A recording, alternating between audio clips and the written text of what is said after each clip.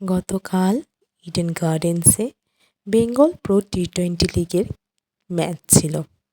মুর্শিদাবাদ কিংসের সাথে কলকাতা টাইগার্সের ম্যাচ চলছিল এবং সেই ম্যাচ দেখতে আমি পৌঁছে গিয়েছিলাম স্টেডিয়ামে। দেখতেই পাচ্ছেন স্টেডিয়ামের লোক সংখ্যা প্রায় নেই বললেই চলে।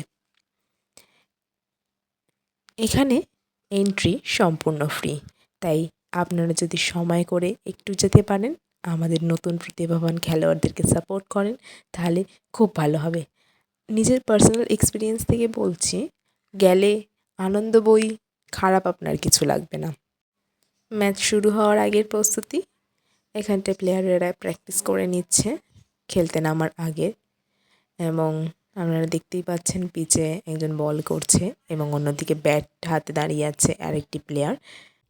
এরা কলকাতার প্লেয়ার। কলকাতা প্রথমে টসে জিতে ব্যাটে নেমেছিল, LSKT যে টিমটি।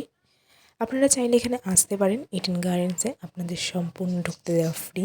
17 নম্বর গেট দিয়ে আপনারা ঢুকবেন, ম্যাচ শুরু হওয়ার কিছুক্ষণ আগে আপনাদেরকে ঢুকতে দেওয়া হবে এবং আপনারা সরাসরি পৌঁছে যেতে পারেন স্টেডিয়ামের ভিতরে এবং নিজের পছন্দের টিমকে সাপোর্ট করতে পারেন। ধন্যবাদ।